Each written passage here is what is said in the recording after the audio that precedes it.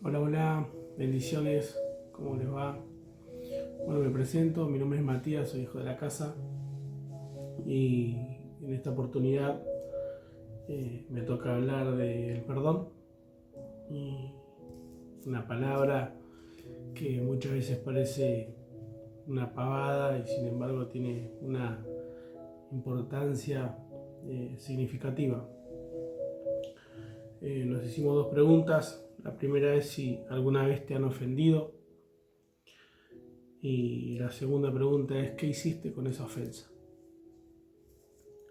Es muy importante entender lo que significa la palabra ofensa. La palabra ofensa viene de la raíz griega escandalón, que significa trampa carnada. En la antigüedad estas trampas eran usadas para cazar fieras o atrapar enemigos.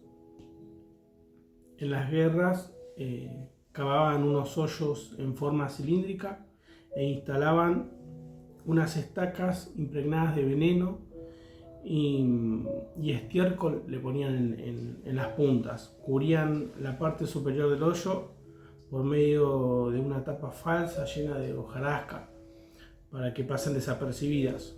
En el momento en que las personas o las fieras pisaban la tapa, caían en la trampa y eran aprisionados y era herido por aquellas estacas filosas y cubiertas de veneno. El veneno iniciaba un proceso de muerte y el estiércol desataba una pudrición que invadía todo el cuerpo. ¿Qué nos dice Jesús acerca de las ofensas? En Mateo 18:7 dice: «Ay del mundo por los tropiezos, porque es necesario que vengan tropiezos». En Lucas 17:11 dice: «Imposible es que no vengan tropiezos». En Juan 16:33 dice: «En el mundo tendréis aflicciones, pero confiad, yo he vencido al mundo». La palabra aflicción viene de la raíz griega tripsis, que significa opresión, depresión, angustia, tribulación, pena y adversidad. Para Jesús es necesario que pasemos por ofensas, porque de esa forma es puesta a prueba nuestra madurez espiritual. Si nos ofendemos o somos vulnerables continuamente en un área específica, es porque hay inmadurez espiritual en nosotros. Las trampas que el enemigo usa para destruirnos, Dios las toma como un instrumento para madurar y moldear nuestro carácter y para enseñarnos a desarrollar la fe, aplicando la palabra en los momentos de crisis y de dolor. En Gálatas 2:20 dice: «En Cristo estoy juntamente crucificado y ya no vivo yo, mas Cristo vive en mí». Entonces, cuando me ofendo en un área específica es porque esa área de mi vida todavía no ha sido crucificada. Cuando nos ofendemos fácil, cuando alguien nos provoca de alguna u otra forma una ofensa y nos sentimos que nos hirió, es porque esa área no ha sido crucificada. Si le pegamos una patada a un muerto, el muerto no se queja porque está así, sin vida. Bueno, entonces, ¿qué pasa? Más en Cristo estoy juntamente crucificado y ya no vivo yo, más Cristo vive en mí. O sea que ya no vivimos nosotros. Cuando estamos en Cristo tenemos que estar muertos en nosotros para que Él sea. Cuando más morimos, más es Cristo en nosotros. Cuando el Señor dice que es necesario y que es imposible, en su sabiduría nos está diciendo que hay un propósito divino en medio de la ofensa. Para lograr el éxito en la elección de un líder, empleado o aún en el momento de escoger nuestra pareja, es muy importante conocer cómo reacciona en el momento de ser ofendido. En 1 Corintios 11:19, el apóstol Juan dice: es preciso que entre vosotros haya disensiones, para que se haga manifiesto entre vosotros los que son aprobados, maduros para la obra y aprobados para confiarnos el Evangelio. Eso está en 1 Tesalonicenses 1:4. Hay personas que se divorcian por causa de una ofensa, abandonan un empleo o ministerio por una ofensa, pero ignoran gravemente que al no sanar esas ofensas a la luz de la palabra y por medio del Espíritu Santo, van a ser ofendidos de la misma forma o peor en sus nuevas relaciones, en sus empleos, en sus posiciones de liderazgo y donde vayan.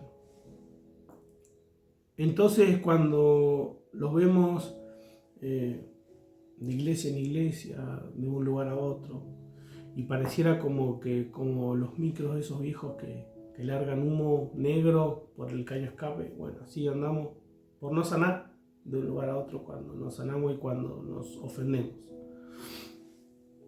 Hasta el mismo Señor Jesús ofendió a algunos líderes en las sinagogas y aún a sus mismos discípulos. En la versión de NTV, en Mateo 15, del 12 al 13, dice: entonces los discípulos se acercaron y le preguntaron: ¿te das cuenta de que has ofendido a los fariseos con lo que acabas de decir? Jesús contestó: toda planta que no fue plantada por mi Padre Celestial será arrancada de raíz. Tremendo. En Juan 6, del 61 al 66, Jesús estaba consciente de que sus discípulos se quejaban, así que les dijo: ¿acaso esto les ofende? ¿Qué pensarán entonces si ven al Hijo del Hombre ascender al cielo otra vez? Solo el Espíritu da vida eterna. Los esfuerzos humanos no logran nada. Las palabras que yo les he hablado son espíritu y son vida, pero algunos de ustedes no me creen. Ninguna iglesia es perfecta. Siempre van a encontrar una cosa u otra, algo que les guste, algo que no les guste. El tema es que si nosotros resolvemos las cosas de nuestro corazón, las cosas que hay adentro, las ofensas, por sobre todas las cosas, si nosotros resolvemos y aprendemos a perdonar a quien nos ofende, estamos haciendo un bien y estamos echando raíces, porque nada nos va a poder mover. Debemos entender que la iglesia es un refugio de adoloridos y maltratados. Como decimos siempre, es un hospital. Y en un hospital, siempre ¿cómo llegan? De una forma u otra, llegan para atrás. Lamentablemente es así. Pero personas que se han equivocado y que han cometido muchos errores, pero para Dios, la mejor noticia, que para Dios somos su especial tesoro. ¿Qué significa la palabra perdonar? En los diccionarios bíblicos significa dejar ir libre, soltar, liberar, despedir, es decir, dejar ir libre a aquella persona que nos ha ofendido, soltar y liberar a todo aquel que nos ha traicionado. ¿Qué no es perdón? No es tratar de olvidar lo que sucedió, no es negar que estamos ofendidos, no es perdonar con la mente solamente, ni dejar que el tiempo se encargue de borrar las heridas. El tiempo contamina, el tiempo pudre, el tiempo enferma y el tiempo mata. Porque es como al principio cuando leímos sobre las trampas. Son trampas, es una trampa. La falta de perdón, la ofensa, es una trampa que te va matando por dentro, te va matando como lo hace el veneno y como lo hace el estiércol en las estacas, que va infectando todo tu ser, va infectando todos tus órganos, va infectando todo lo que somos. No es por la persona, es por nosotros. Nos infectamos si nosotros no sabemos perdonar, no sabemos resolver la ofensa, no sabemos resolver que la otra persona es la que tiene el problema, no nosotros. Nosotros tenemos que aprender a manejar esas ofensas que son hacia nuestra persona. ¿Cuáles son las señales en una persona que tiene falta de perdón? Pensamientos de venganza. Pensamientos de venganza, y eso me tocó muy de cerca, porque, una de mis hijas vivió una situación X que se me había hecho una amargura en mi alma y tenía pensamientos de venganza y no sabía que el pensamiento de venganza era falta de perdón, porque yo decía, sí, no, perdoné, pero siempre se me cruzaba por la cabeza ese pensamiento, por más que no le daba bolilla y por más que tomaba autoridad, ese pensamiento siempre me llegaba a mi cabeza. Yo digo, wow, Así que uno de las señales de la falta de perdón es eso, que tenemos pensamientos de venganza, de odio, constantemente habla mal de la persona que lo ofendió, alegría en el corazón cuando a esa persona que nos hizo mal le va mal, le pasa algo, nosotros nos alegramos. Tremendo. Siente dolor cuando recuerda a la persona que lo ofendió o el sufrimiento que le causó. Cuando en cualquier conversación le está contando a todo el mundo el daño que le hicieron. Eso es tremendo. Cuando contamos, me pasó esto, me pasó lo otro. Falta de perdón. Cuando tiene síntomas fisiológicos, la falta de perdón tiene síntomas fisiológicos. Por ejemplo, se le menciona el nombre de la persona y le da mareos. La ve y no puede respirar, los llamados ataques. Ve el auto de esa persona y le da dolores en el pecho. Dice, cuando me esfuerzo por olvidar y no puedo. Y sin embargo, cada día estamos más contaminados espiritualmente. Consecuencias de no perdonar. Si no perdonamos, primero que el Señor no nos perdona nuestros pecados a nosotros. Lo dice Mateo 6:15. Nuestras oraciones son estorbadas y nuestras ofrendas no son recibidas, de tal forma que queda cortada la comunicación con Dios. Eso lo dice Mateo 6:14. El enemigo toma ventaja en nuestra vida. La falta de perdón es una puerta abierta al enemigo que destruye nuestra casa, las finanzas y nuestra salud, entre otras cosas. 2 Corintios 2:11. Que es tremendo porque el enemigo se mete hasta en las finanzas, se mete en todas nuestras áreas. En Mateo 18, 34 y 35 de la versión NTV, dice, si no perdonamos, Dios nos entregará al verdugo, a los demonios atormentadores. Dice entonces el rey, enojado, envió al hombre a la prisión para que lo atormentaran, hasta que pagara toda la deuda. Eso es lo que hará mi Padre Celestial a ustedes si se niegan a perdonar de corazón a sus hermanos. De corazón, no de palabra, de corazón. La falta de perdón trae terribles raíces de amargura. ¿Qué son las raíces de amargura? En Hebreos 12:15 dice, cuídense unos a otros para que ninguno de ustedes dejen de recibir la gracia de Dios. Tengan cuidado de que no brote ninguna raíz venenosa de amargura, lo cual los trastorne a ustedes y envenene a muchos. O sea, nuestra raíz de amargura puede envenenar a otros, puede contagiar a otros. Por eso también dice, cuídense unos a otros.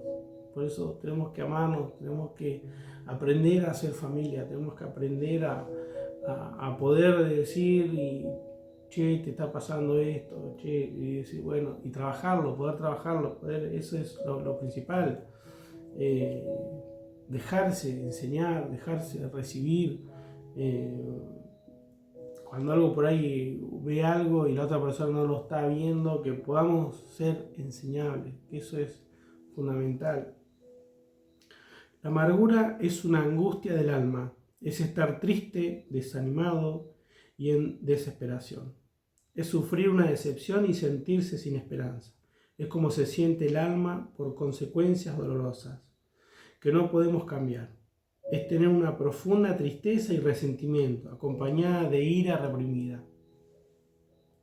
La amargura es un resentimiento que se viene a convertir en el veneno del alma y va contaminando hasta que destruye la vida de Dios en una persona.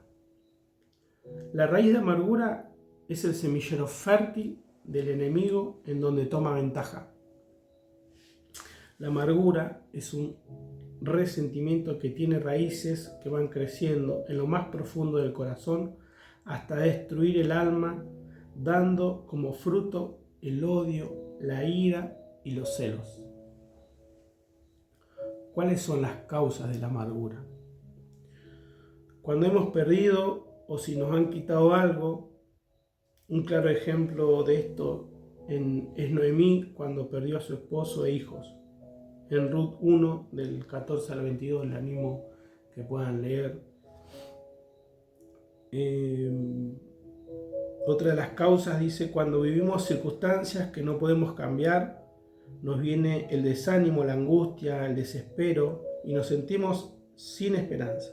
Cuando una persona está sometida por mucho tiempo a un problema difícil, esta está en peligro de abrir una puerta al espíritu de amargura si se lo permite. Y otra causa dice, cuando alguien nos ha herido emocionalmente o viene una ofensa a nuestra vida, debemos perdonar inmediatamente y no permitir que el sol se ponga sobre nuestro enojo. Las heridas deben ser sanadas lo más pronto posible para que no haya una contaminación en nuestra vida espiritual. La ofensa es igual a la falta de perdón, resentimiento, trae raíz de amargura, la raíz de amargura trae odio y el odio trae cauterización de la conciencia. Consecuencia de la raíz de amargura. La amargura tiene la capacidad de apartarnos de la fe, de la gracia y de Cristo. Es la causa de muchas enfermedades físicas,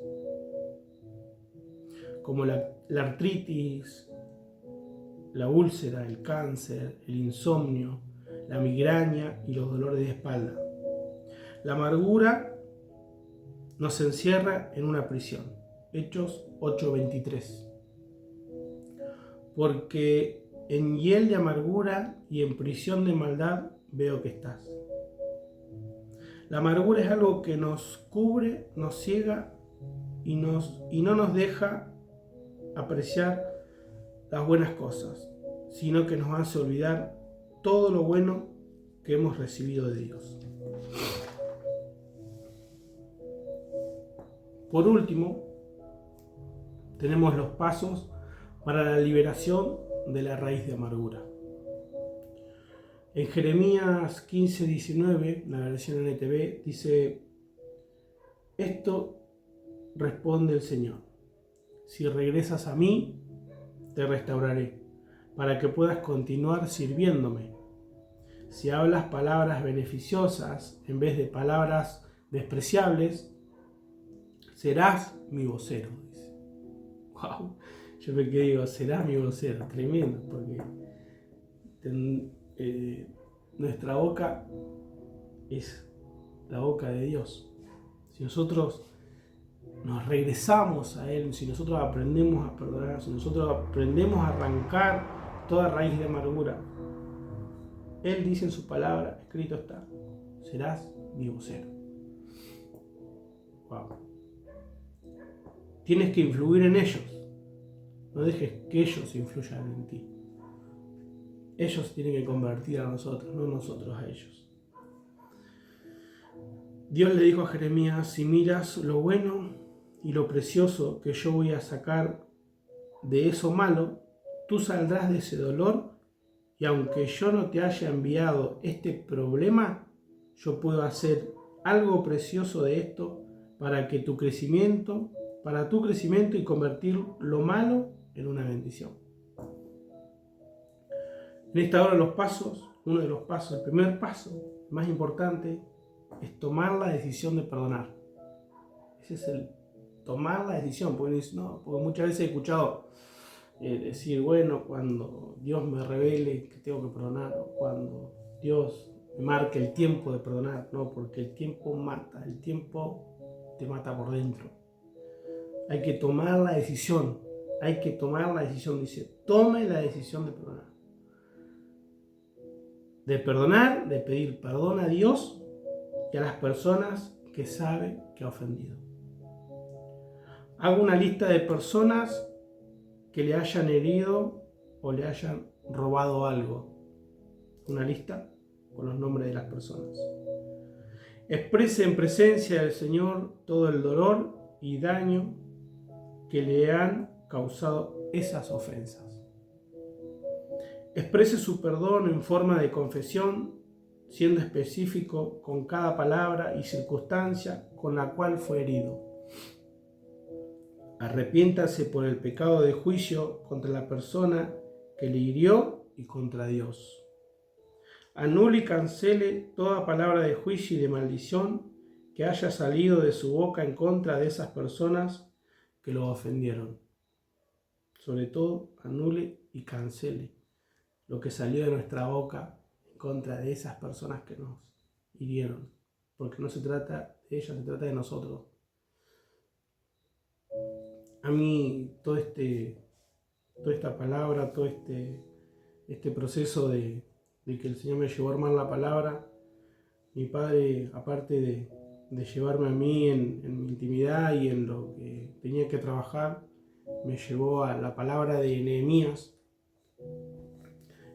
1, que habla de la preocupación que Nehemías tenía sobre Jerusalén. Yo pensaba, y no pensaba, sino que vino a mi mente nuestra infancia y los problemas familiares que hemos tenido, las circunstancias de violencia, de odio, de maltrato. Y se me reveló primero pedirle a Dios por todos y cada uno, primero por nosotros, primero por uno y después por todos los que no pudieron estar o ser obedientes a la palabra y les trajo consecuencias o no os trajo consecuencias. Dice, le quiero leer, dice: a fines del otoño, en el mes de Quisleu, del año 20 del reinado del rey Artajerjes, me encontraba en la fortaleza de Susa. Ananí, uno de mis hermanos, vino a visitarme con algunos hombres que acababan de llegar de Judá. Le pregunté por los judíos que habían regresado del cautiverio y sobre la situación en Jerusalén. Me dijeron: las cosas no andan bien. Los que regresaron a la provincia de Judá tienen grandes dificultades y viven en desgracia. La muralla de Jerusalén fue derribada y las puertas fueron consumidas por el fuego. Cuando oí esto, me senté a llorar. De hecho, durante varios días estuve de duelo. Ayuné y oré al Dios del cielo y dije: oh Señor, Dios del cielo, Dios grande y temible, que cumples tu pacto de amor inagotable con los que te aman y obedecen tus mandatos. Escucha mi oración, mírame y verás que oro día y noche por tu pueblo. Confieso que hemos pecado contra ti. Es cierto, incluso mi propia familia y yo hemos pecado. Hemos pecado terriblemente al no haber obedecido los mandatos, los decretos y las ordenanzas que nos diste por medio de tu siervo Moisés. Te suplico que recuerdes lo que dijiste a tu siervo Moisés. Si me son infieles, los dispersaré entre las naciones. Pero si vuelven a mí y obedecen mis mandatos, viven conforme a ellos, entonces, aunque se encuentren desterrados en los extremos más lejanos de la tierra, yo volveré a traer al lugar que elegí para que mi nombre sea honrado. Y yo me quedé, wow.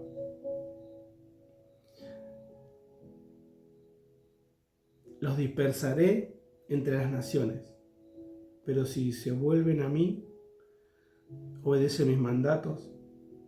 Muchas veces nos encontramos con la familia que hay lío por acá, lío por allá, problemas por acá, peleas. Para mí eso lo reveló como que estaban dispersados, Y si uno se levantó a favor y se puso en obediencia y alineó su altar como nos enseña en la casa, uno, ¿por qué el Señor no va a mirar si Él cumple su pacto de amor?